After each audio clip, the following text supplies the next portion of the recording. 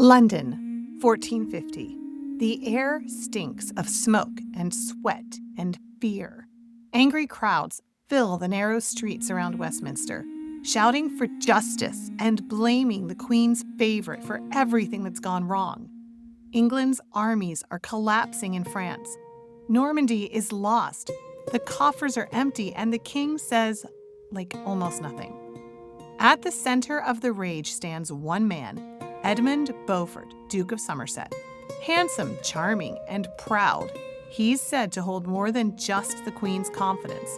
Margaret of Anjou, the fiery young wife of Henry VI, trusts him above every other lord in the kingdom, and that trust has become poison. The Londoners hiss his name like a curse.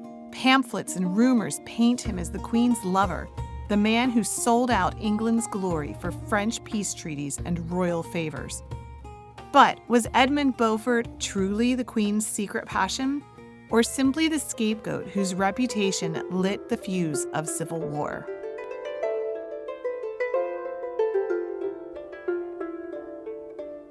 Hello, friend. Welcome back to the Renaissance English History Podcast, the original Tudor history podcast, telling stories of Tudor England since 2009. I am your host, Heather, and I am, as always, delighted that you are here with me to talk about Tudor history.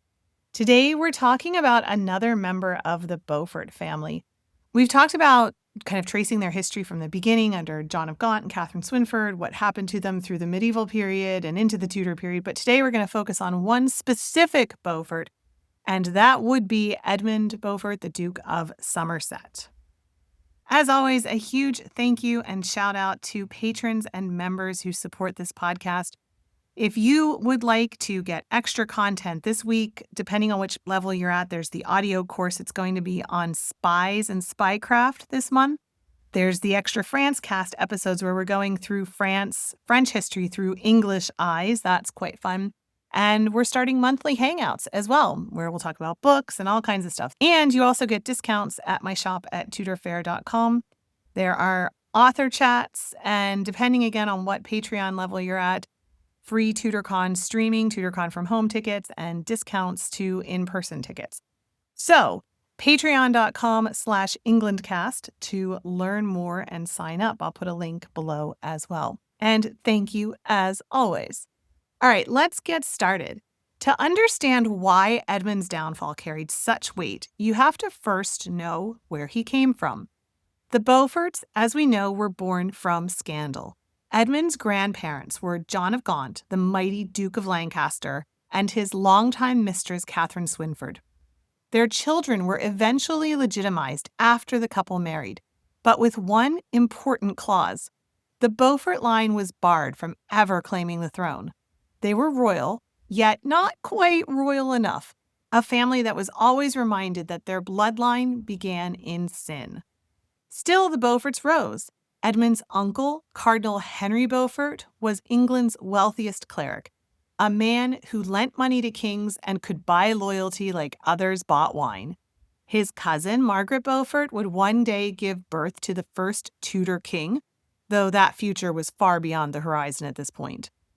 Edmund grew up believing that he could redeem the family name. He was handsome, he was educated, he was ambitious. He served in the 100 Years' War, he proved himself in battle, and he earned the confidence of the young King Henry VI. The king promoted him rapidly, showering him with titles, and Edmund seemed destined to be the crown's champion in France. But every Beaufort who rose too high made enemies. Their lineage was a reminder of royal indulgence, and their power felt like arrogance.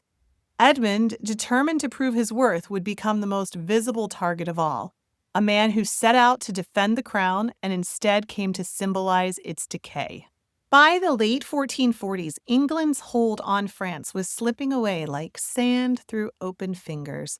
Henry V's great victories, Agincourt, Rouen, the Treaty of Troyes, had once seemed to promise an English France forever, but those triumphs died with him.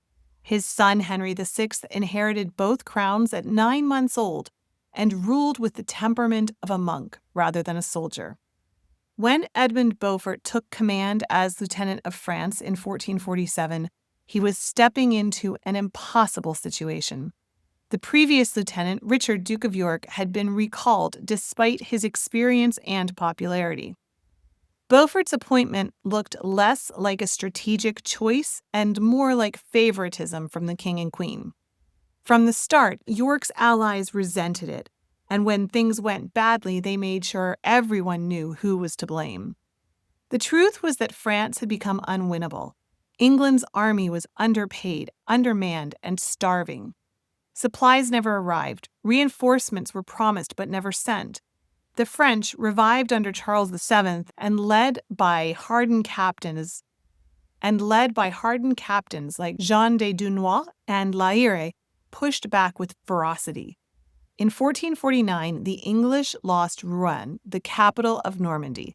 The fall of the city and the surrender of Caen and Harfleur soon after marked the effective end of nearly a century of English conquest. Every defeat had Beaufort's name attached to it in the chronicles, even though the failures were years in the making. When word reached London, the outcry was, of course, immediate. The merchants who had financed the wars demanded accountability. Parliament wanted answers. Instead of an inquiry, Henry VI responded by elevating Beaufort even higher, making him the Duke of Somerset.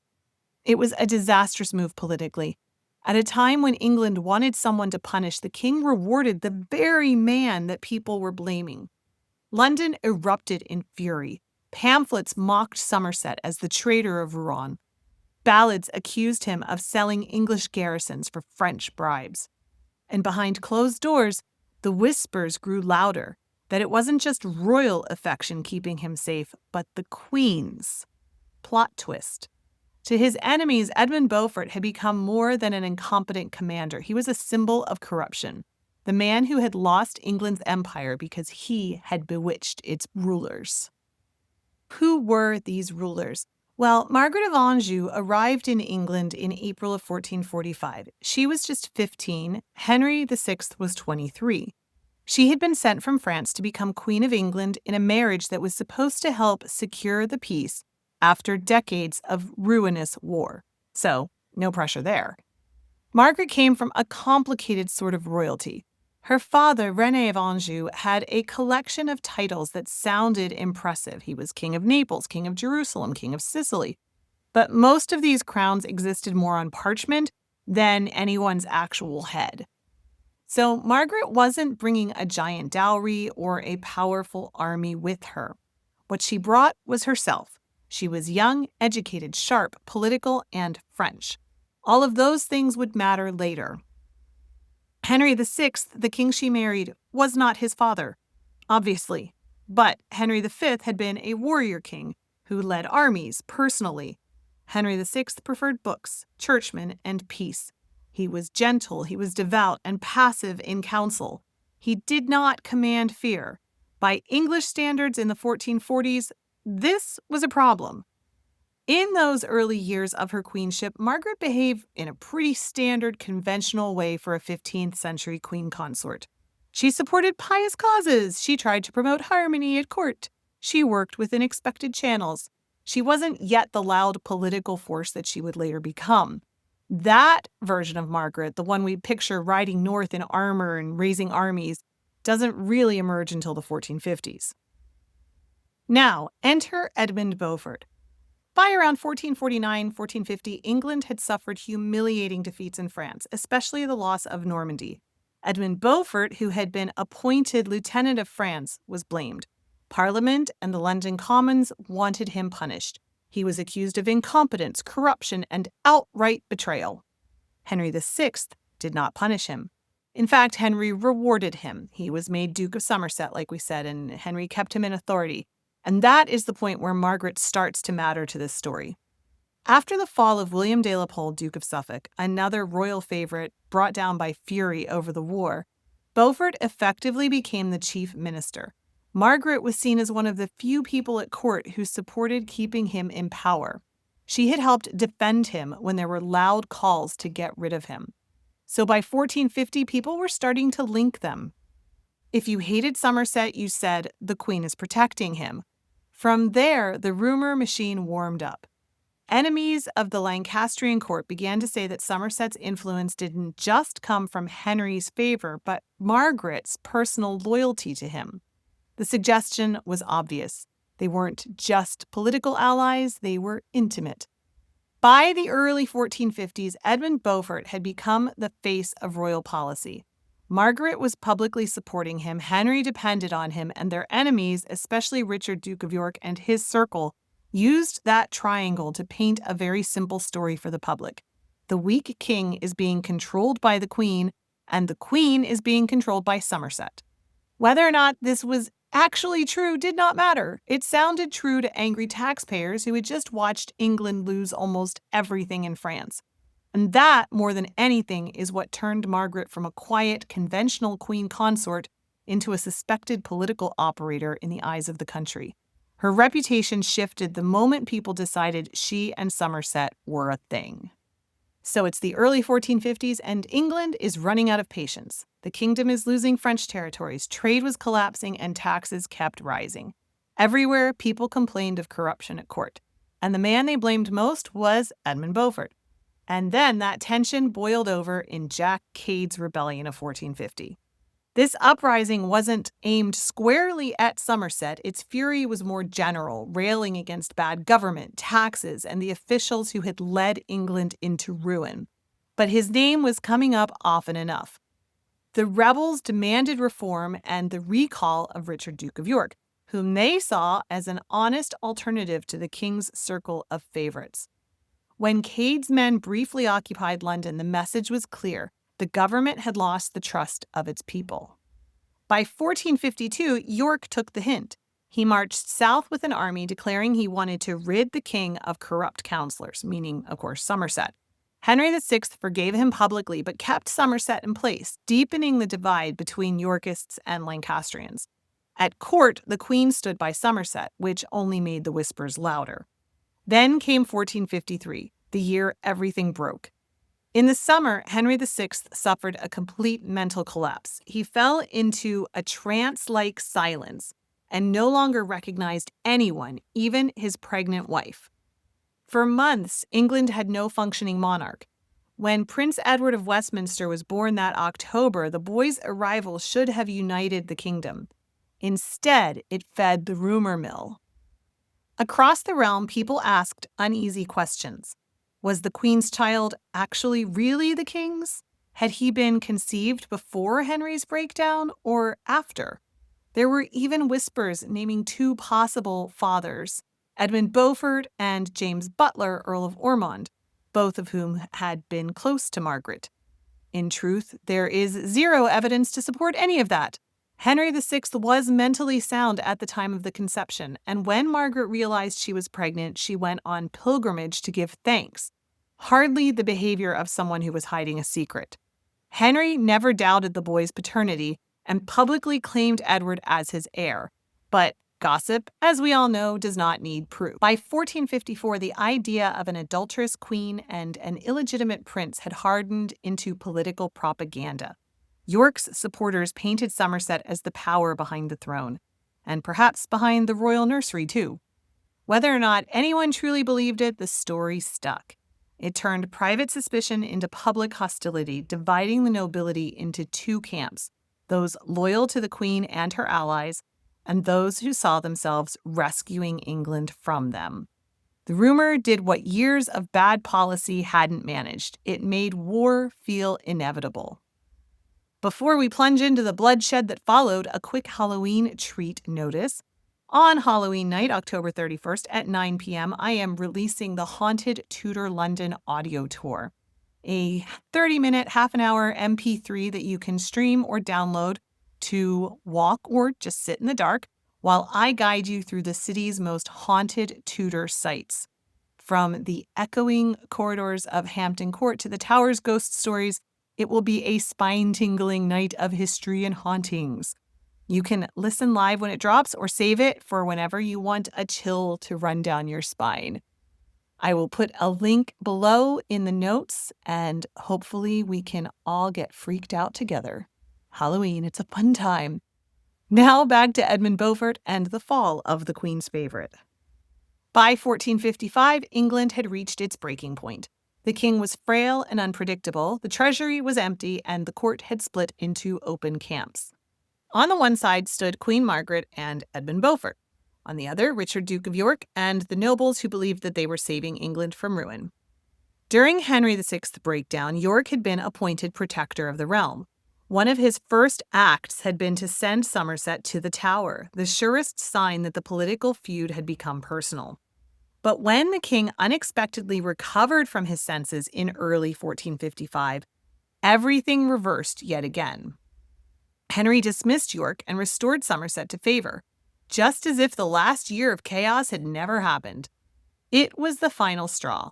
York and his allies, the Nevilles, gathered their forces and marched south toward London. Margaret and Somerset raised the royal standards in response. Their armies met at the market town of St Albans in May of 1455, the first battle of what would become the Wars of the Roses. It was a short but brutal fight fought through the narrow streets. Arrows flew from windows and soldiers clashed in the marketplace. Somerset, commanding the royal troops, fought fiercely, but York's men broke through. In the chaos, Somerset was cut down. Some accounts say that he was struck through the face by a poleaxe outside the castle inn. Now, apparently, folklore says that before the battle, Somerset had been warned by a soothsayer to shun castles, a cryptic prophecy which looked chilling in hindsight since, of course, he met his end outside the castle inn in St Albans where he was seeking refuge during the battle. When all of the fighting ended, the king was found wounded and dazed. Some say he was sitting under a tree, others say he was found in a tanner's shop. Either way, he was found dazed while the corpses of his courtiers lay scattered around him. To the common people, it looked like justice. Somerset's death was celebrated in London as the cleansing of a corrupt regime. His body was stripped and left in the street, a spectacle for those who had cursed his name for years. But for Margaret, it was the beginning of vengeance. She never forgave York for this. Within months, she emerged as the unrelenting heart of the Lancastrian cause, determined to avenge her friend, her ally, and the man that rumor had long made her lover. When her son Prince Edward grew older, he inherited her bitterness. He was raised to see York's family as his enemies, and he died at the Battle of Tewkesbury in 1471, cut down as a teenager, the last legitimate male heir of the Lancasters. In that sense, the death of Edmund Beaufort at St Albans didn't just mark the start of a civil war, it marked the start of the end of a dynasty. So Edmund Beaufort's death at St Albans ended one man's career but began 30 years of civil war. For York supporters, his fall proved that justice had been done, that England was finally free of the corrupt favorites who had squandered its empire. For Margaret of Anjou, it was murder. From that day forward, she ruled by fury. Every battle she fought, every alliance she made, she was, in part, remembering the man that she had lost. Whether Edmund Beaufort truly shared the Queen's bed no longer mattered. By the time chroniclers began to write their histories, the story had hardened. The pious king, the ambitious queen, and the handsome noble who had ruined them both. It made a perfect morality tale, and it stuck. The rumor became stronger than the truth.